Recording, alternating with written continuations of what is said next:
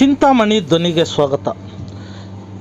Kumar traders and jewellers ವತಿಯಿಂದ ಸರ್ಕಾರಿ ಶಾಲಾ ಮಕ್ಕಳಿಗೆ ಉಚಿತ ಬ್ಯಾಗ್ ವಿತರಣೆ.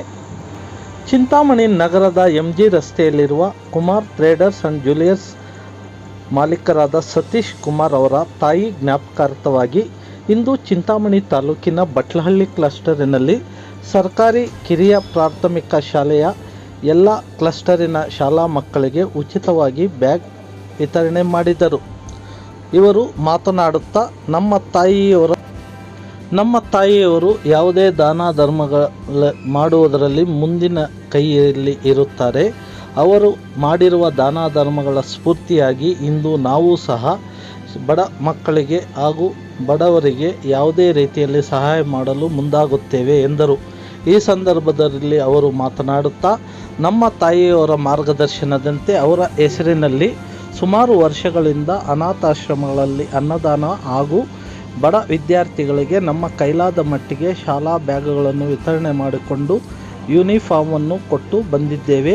ಅದೇ ರೀತಿ ಇಲ್ಲಿ ನಮ್ಮ ಬಟ್ಲಹಳ್ಳಿ ಕ್ಲಸ್ಟರಿನ ಎಲ್ಲ ಶಾಲೆಯ ವಿದ್ಯಾರ್ಥಿಗಳಿಗೆ ಈ ಒಂದು ಬ್ಯಾಗ್ ಕೊಡುವುದನ್ನು ಅವರು ತೆಗೆದುಕೊಂಡು ಅವರು ಕೊಡುವ ಆನಂದವನ್ನೇ ನಮಗೆ ಸಂತೋಷ ನೀಡುತ್ತದೆ ಎಂದರು.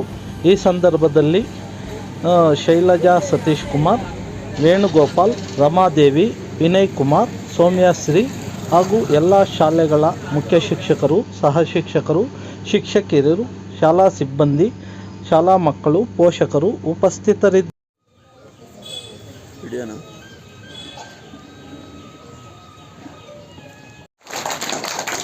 ಸತೀಶ್ ಕುಮಾರ್ ಸರ್ ಅವರು ಬಹಳ ಅನುಭವದ ಮಾತುಗಳನ್ನು ಹೇಳಿದರು.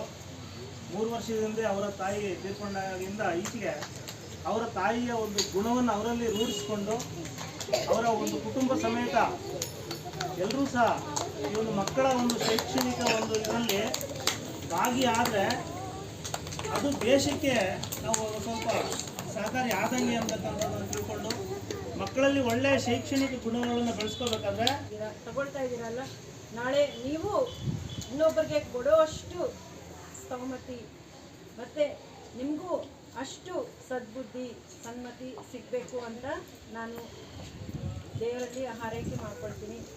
ಸೊ ನಾವು ಈ ಪ್ರಪಂಚದಲ್ಲಿ ಜಗತ್ತಿನಲ್ಲಿ ಹುಟ್ಟಿದ್ದೊಂದೇ ಅಲ್ಲ, ನಮ್ಮ ಕೈಯಲ್ಲಿ ಏನಾಗುತ್ತೋ ಅದನ್ನು ನಾವು ಸೇವೆಯನ್ನು ಮಾಡ್ತಾ ಇರ್ಬೋದು. ಅದು ಜ್ಞಾನ ಸೇವೆ ಆಗಿರಬಹುದು, ದುಡ್ಡಿನ ಸೇವೆ ಆಗಿರಬಹುದು. ಕೇವಲ ನಮಗೋಸ್ಕರನೇ ನಾವು ಬದುಕಬೇಕು ಅನ್ನೋ ಉದ್ದೇಶ ನಮ್ಮಲ್ಲಿ ಇರಬಾರ್ದು. ಅರ್ಥ ಆಗ್ತಾ ಇದೆಯಾ ಮಕ್ಕಳೇ? ನಾವು ಹುಟ್ಟಿದ ಮೇಲೆ ನಾವು ಇತರರಿಗೆ ನಮ್ಮ ಸಮಾಜದಲ್ಲಿ ಯಾವ ರೀತಿಯಾದರೂ ಒಂದು ಒಳ್ಳೆ ಕೆಲಸವನ್ನು ಮಾಡಬೇಕು. ಆ ಒಳ್ಳೆ ಒಂದು ಸ್ಥಿತಿ ನಮಗೆ ಬರಬೇಕು ಅಂದರೆ ನೀವು ಚೆನ್ನಾಗಿ ಓದ್ಕೋಬೇಕು ಅಲ್ವಾ? ಇವಾಗ ಸರ್ ಹೇಳಿದ್ರು, ಚೆನ್ನಾಗಿ ಓದ್ಕೊಂಡ್ರೆ ಒಂದು ಕೊಡೋ ಸ್ಥಿತಿಗೆ ನಾವು ಬರ್ತೀವಿ.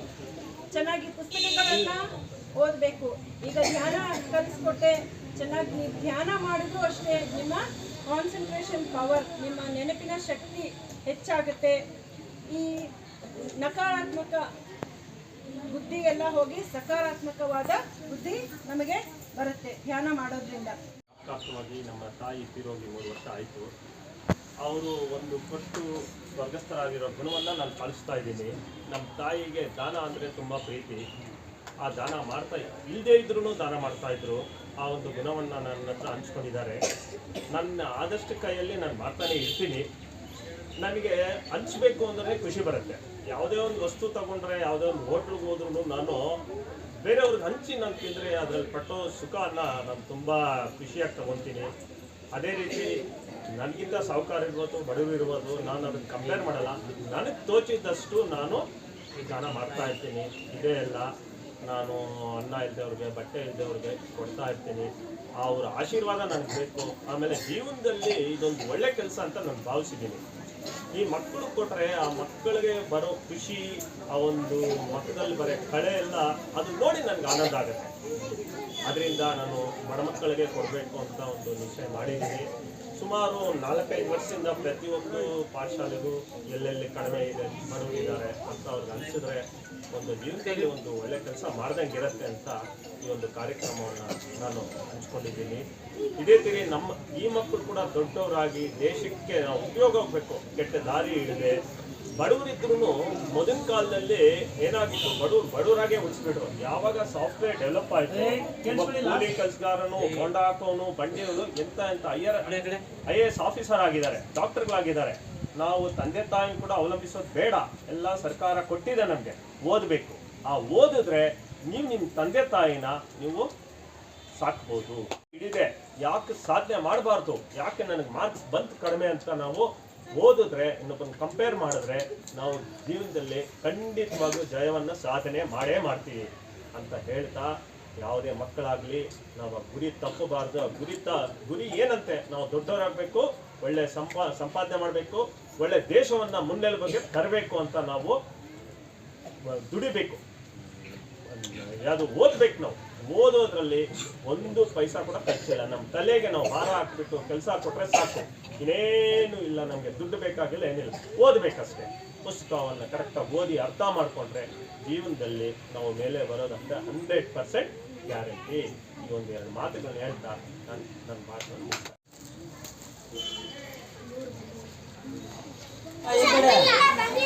ಇಲ್ಲೇ ಇರು ಎಲ್ಲರೂ